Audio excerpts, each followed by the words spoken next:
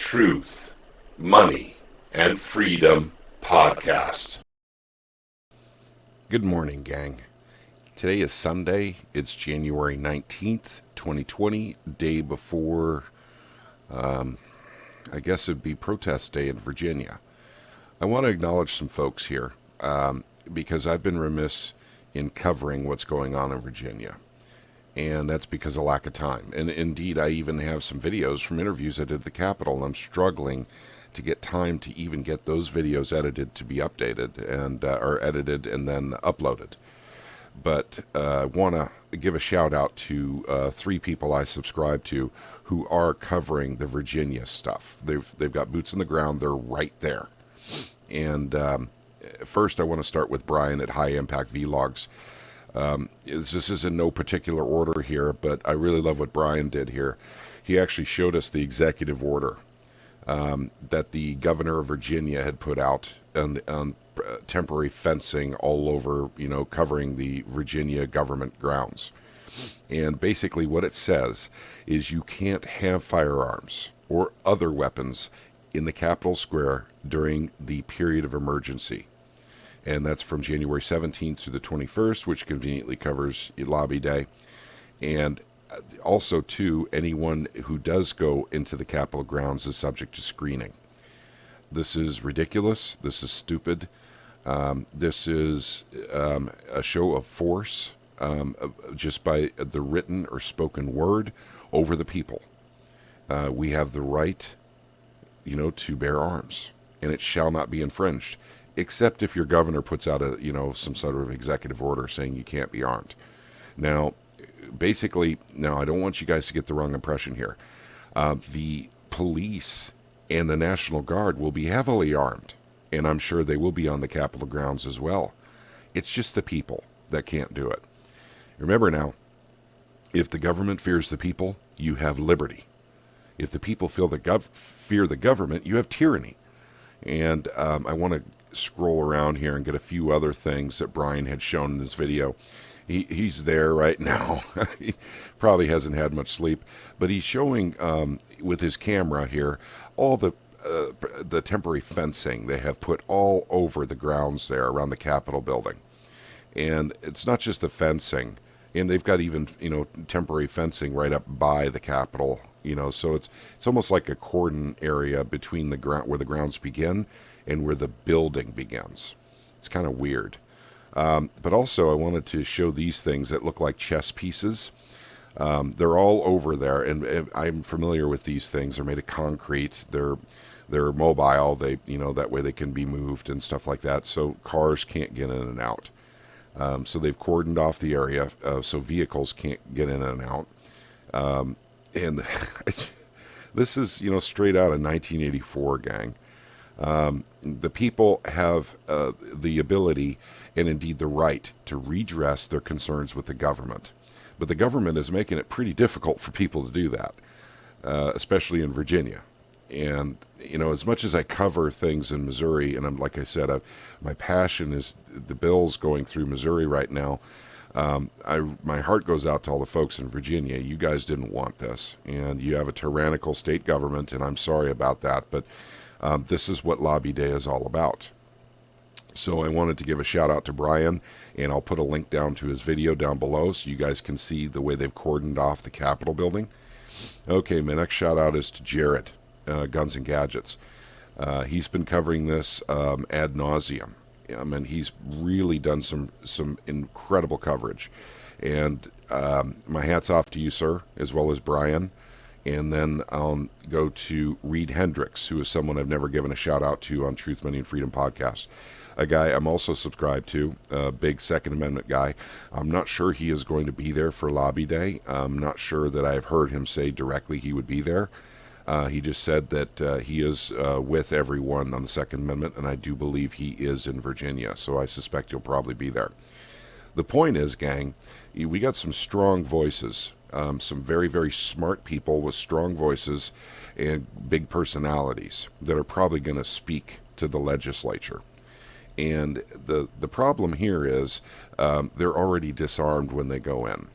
So they're armed only with their wits, and with, basically their knowledge, and but they'll be surrounded by people who have guns where they can't. So they'll be psychologically at a disadvantage. Now, these guys are all smart enough to understand this. And I'm not saying that they will be disadvantaged to the point where they can't get, a message across. But, I mean, it's the show of force from the state against the little people, the little folk. Because the National Guard will be there heavily armed, probably with fully automatic, machine guns. Police will be there, with their AR-15s. But the people will be disarmed if they get on Capitol grounds. So this is just ridiculous. This is pretty dumb, and the founding fathers would be turning over in their graves. This is a show of force for government over the people. Remember now, the government is supposed to be of the people, by the people, for the people, and that's certainly not what's happening in Virginia right now. Okay, I wanted to cover this because I wanted to give a shout out to all these gentlemen that are in the fight. They are, literally going at their own expense to actually support the Second Amendment and to basically show solidarity with our brothers and sisters in Virginia. And I, once again, have not covered any of this on my channel up until this moment. And I apologize for that, but like I said, the Missouri bill has been first and foremost on our mind. We all cover different things. And we all, basically need to keep our eyes on Virginia now for Lobby Day, which is tomorrow. This is the eve of Lobby Day. So, gentlemen, just know that Timmy Chonga with Truth, Money, and Freedom will be praying for all of your safety. There's warnings about possible false flag. It was actually put out by, I believe, a state senator in Virginia. And you guys can easily find that information by going to these channels here. I think they all covered it with the exception of Reid. He did not cover that tweet, I believe, that came out from the senator. Okay, and one more thing I want to cover real quick, just because I haven't done any of this in a while, is this article on Zero Hedge. It's called The Fed's Evil Juggernaut. And just to remind you all that they are printing money ad nauseum. It just goes on and on and on. With artificially low interest rates, it pretty much guarantees big inflation. This is the reason why you haven't seen the stock market correct. Indeed, no correction will happen as long as this happens. No clearing out of malinvestment across bonds, stocks, or even real estate can happen when they keep printing money. But there is an extremely large price to pay, and that's the absolute destruction of the dollar. This is in the end game here. That is what will happen because of what they're doing now. For a little bit of prosperity right now, they are cashing in on the future. And by they, I'm talking about the Federal Reserve along with the U.S. government. Now, I know I've been a gold and silver guy and a crypto guy, and I've talked about this before on this channel. Gold and silver and cryptocurrencies are still the undervalued assets. And as they're continually suppressed, it might be a good idea to get a little bit of these things if you haven't. That's all I can really say. The fact that they're suppressing them, look at JP Morgan. They're constantly being caught with their hand in the cookie jar, but nothing ever happens. Indeed, the same thing is true with Deutsche Bank, HSBC. I mean, they're constantly being caught suppressing stuff. Yet, unfortunately, there's a different set of rules for the banks than there are for you and me. So they get the minor slap on the wrist. They make, untold billions, indeed, in some cases, probably trillions of dollars over a period of, 20 years. And then when they get caught, they put it all into one little tiny lawsuit from the federal government, give them a slap on the wrist with a $4 million fine. That's the kind of crap they do with the banks. The banks are better than you and I. They get bailed out. They don't get prosecuted when they do stuff wrong.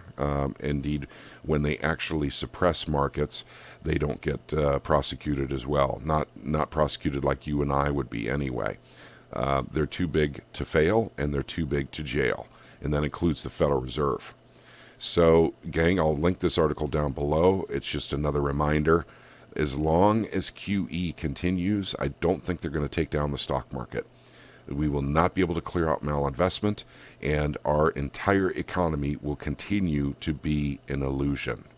It's all smoke and mirrors, gang. So, okay, I covered everything I needed to cover. I want to make this video short. Shout out and prayers to my friends in Virginia, and there's more than these guys, I know.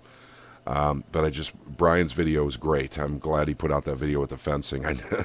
It kind of helps me understand what people are going through out there just by showing that. A picture speaks 1,000 words. Okay, gang, I'm going for now.